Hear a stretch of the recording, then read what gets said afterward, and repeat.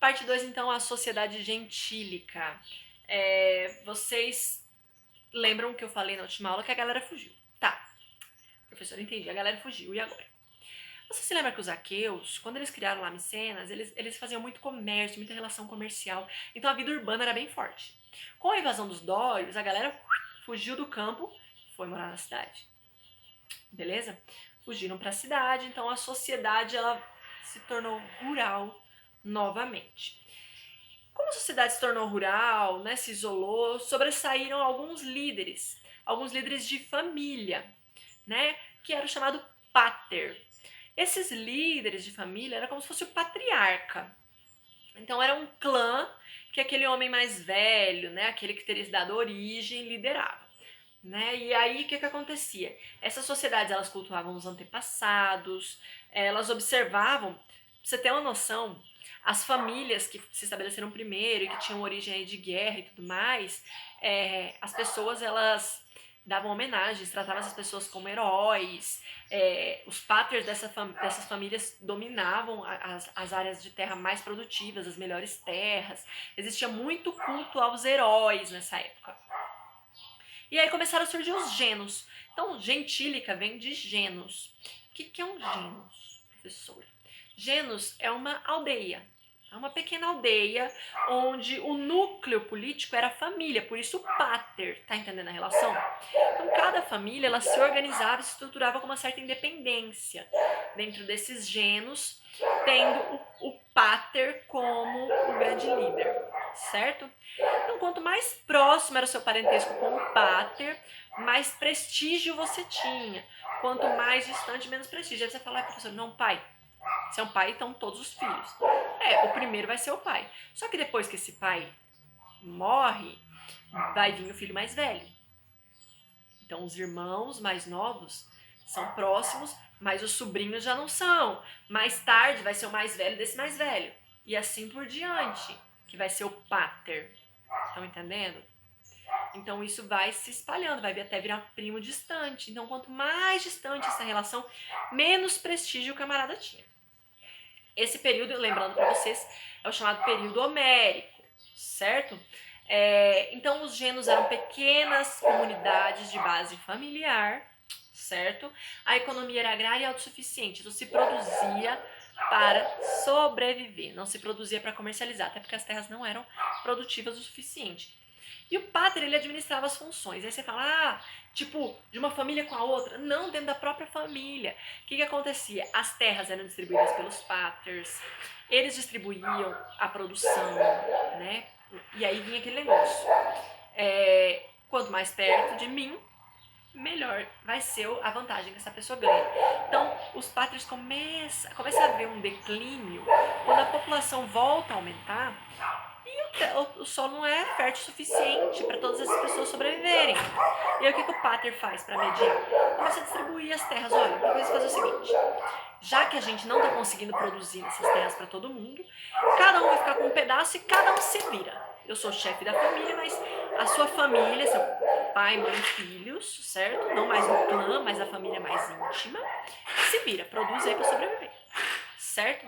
Só que aí que tá. O que ele fazia? Ele pegava as terras mais férteis, entregava aos seus filhos, aos seus irmãos, e seus sobrinhos, primos e tudo mais, ficava com aquela parte lá da bagaceira que ninguém queria. Porque você se lembra, o solo grego não era muito fértil, não era muito produtivo. Então a população passou a passar necessidade, né? O pater distribuía os solos, os alimentos para as pessoas mais próximas, gerando o quê? Descontentamento social. Tudo bem? Com esse descontentamento social, a gente vai ter aí divisões sociais que vão se estabelecer. A propriedade privada vai aparecer quando o pater passa essas terras às famílias, né? Fala, olha, essa é tua, essa é aquela, tá.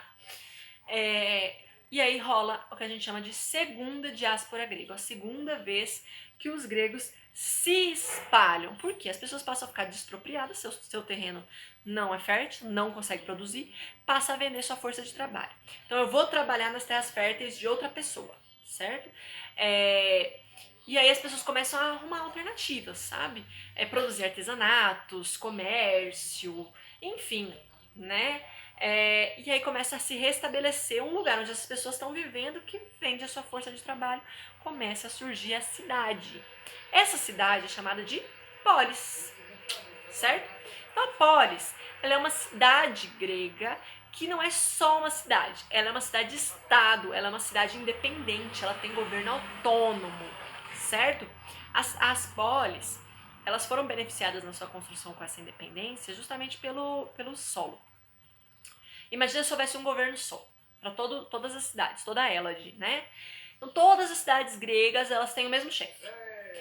Só que o terreno era péssimo, montanhoso, né? Tinha penhascos e tal.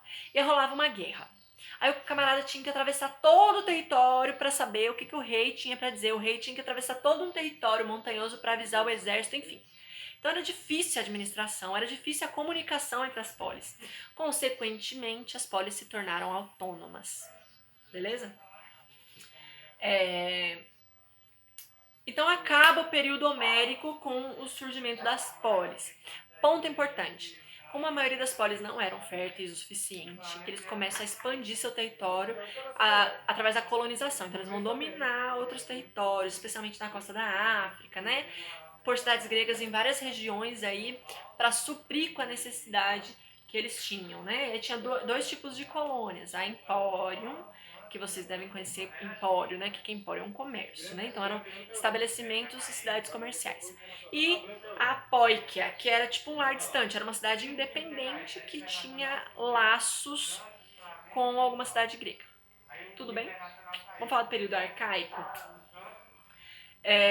Então o período arcaico, ele é esse período em que a polis se torna o centro da vida social. Eu quero mostrar pra vocês um esqueminha aqui rapidinho, deixa eu ver se eu consigo mostrar.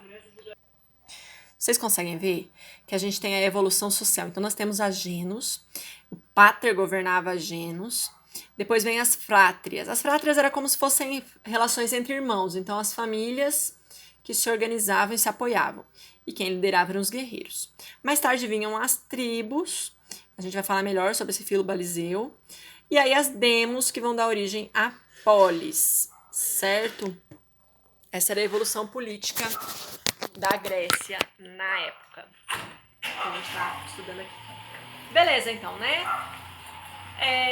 Então, como eu falei pra vocês, nunca houve aí uma cidade-estado unificada na Grécia. As cidades, elas eram independentes, cada uma tinha seu governo, seu imposto, suas regras, seus cultos e sua cultura, que é muito importante, porque dependia muito de que povo que deu origem àquela região. O que fazia eles, então, o que faz com que a gente reconheça os povos gregos como uma coisa só? O idioma. Todos eles falavam o mesmo idioma, então tinha essa padronização. E também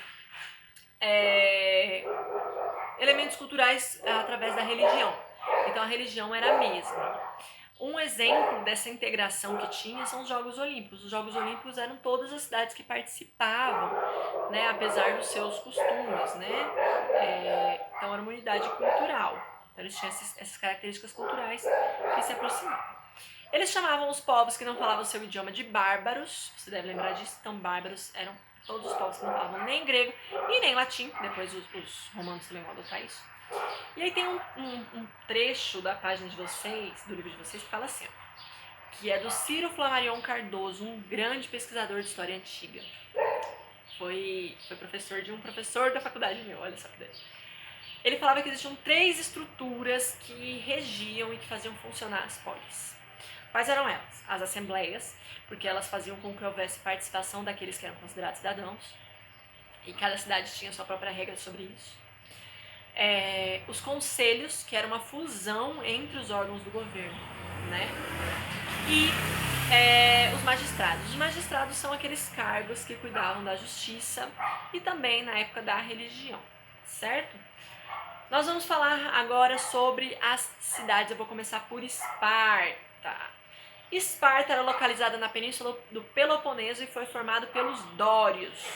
Essa região antes era habitada pelos aqueus. Bom, agora vamos entender como é que funcionava. Os dórios saíram lá de uma região da Ásia, depois vocês procurem aí um mapinha para vocês olharem, e foram viver nessa região onde é Esparta. Professor, e por que eles escolheram ir viver lá? Porque lá era um território meio que de exceção para a Grécia. Era um território mais plano e que era mais fértil. Não é, professora? Então quer dizer que eles queriam plantar, não queriam fazer comércio. Exato. Vocês vão perceber pelos aspectos culturais que eu vou explicar já já, que eles não queriam contato comercial com ninguém. Eles queriam se virar sozinhos. Então por isso que eles escolheram esse lugar. E aí os povos que estavam lá, os aqueus, eles acabaram, alguns entrando em resistência e alguns simplesmente aceitando, ficando, tá tudo certo. Né? E aí vai fazer aquela pirâmide social. A gente vai falar sobre a educação deles, né? A educação deles que se buscava o soldado e não o político. E a economia deles era agrária, então eles não precisavam desenvolver um sistema comercial. Isso facilitou muito o fato de que eles não gostavam de estrangeiro. Eles não gostavam de qualquer povo que não fossem eles mesmos, certo? Então, eles evitavam qualquer contato com esses povos. Dentro do território dos dórios, o Estado era dono das propriedades. Então, o Estado era dono de tudo e o cidadão ele apenas podia utilizar, ele fazia o usufruto desse lugar, né? E nunca aconteceu nenhuma mudança estrutural dos dórios para espartanos. Tipo, o dório, ele era um espartano. O espartano, ele era um dório. Tipo, não houve uma mudança.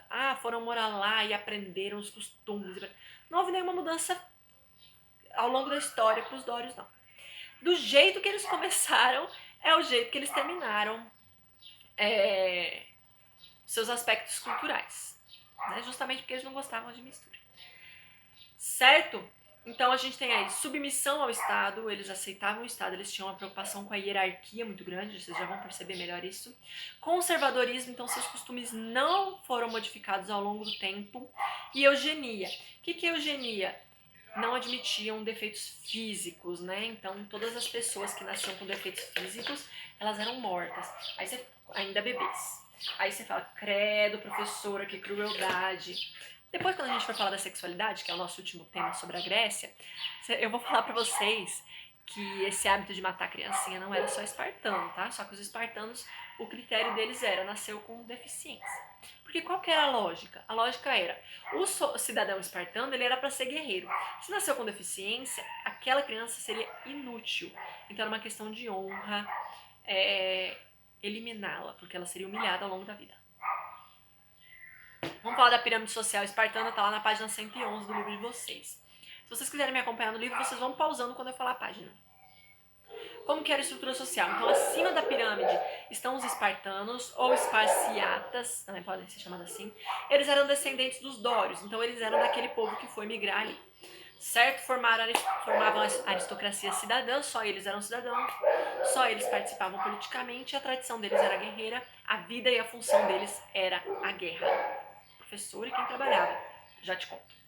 Depois vinham os periecos. Os periecos eram homens livres que viviam do artesanato.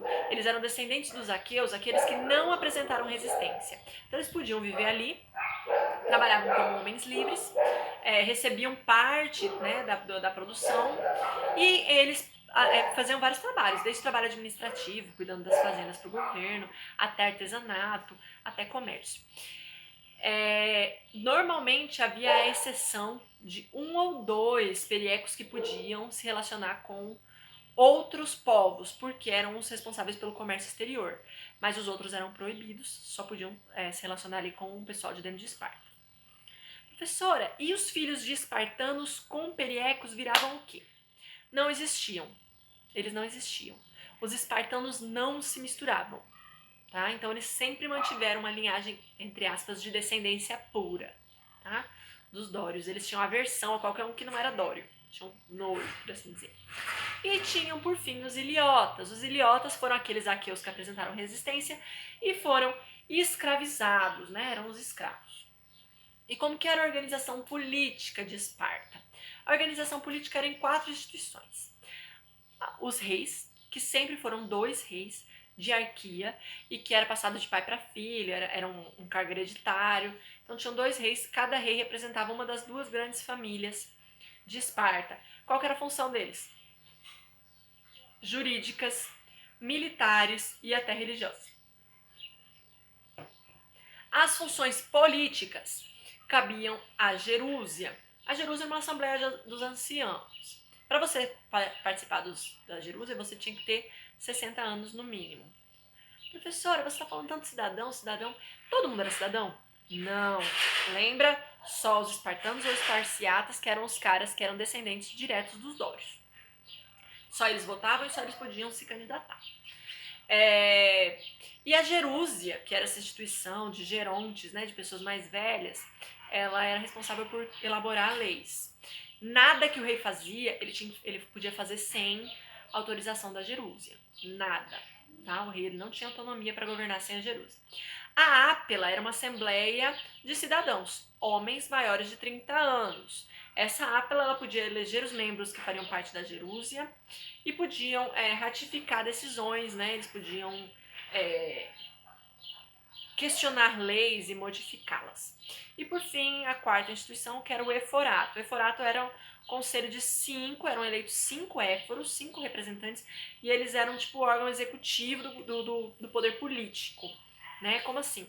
Eles fiscalizavam a obediência das leis, eles aplicavam as leis, eles podiam julgar crimes, eles controlavam a vida econômica, eles controlavam a divisão, né? Lembrem-se que as terras eram do governo, eles controlavam essa divisão das terras. Então nós tínhamos essas 4 instituições.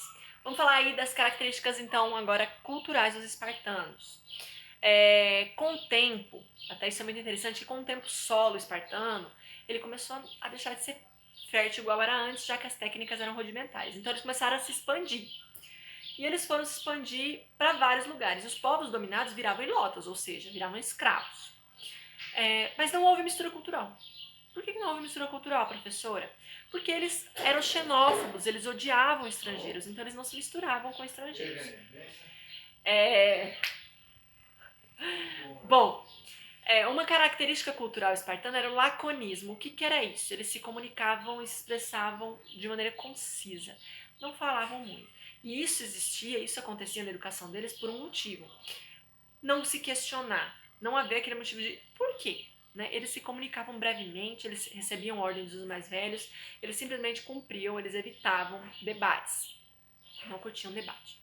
E a educação espartana, quem já assistiu 300, tem algumas coisas de 300 que a gente pode aproveitar bastante, especialmente no sentido da educação, apesar de lá dar uma exagerada, porque eles lá no filme, eles queriam mostrar esse aspecto militar dos espartanos e eles deram uma exageradinha, mas vamos lá. Até os 7 anos, as crianças elas permaneciam com a família, mas elas eram educadas, elas iam recebendo ensino, né, nas escolas do Estado. A partir dos 7 anos, elas ficavam só na escola do Estado, elas eram isoladas da família, onde elas aprendiam educação social e cívica. E eu tô te falando, as crianças, meninos e meninas, as meninas também recebiam educação e a educação era do Estado, era o governo que dava. Aos 12 anos, as meninas voltavam para casa, onde elas recebiam uma educação voltada aí aos atributos domésticos, além da ginástica, porque se acreditava que apenas mulheres fortes e inteligentes davam origem a homens fortes e inteligentes, né? E os meninos, eles eram totalmente separados. Aos 12 anos, eles iam para a escola de campo, entre aspas, onde eles viviam, tipo, largados e pelados.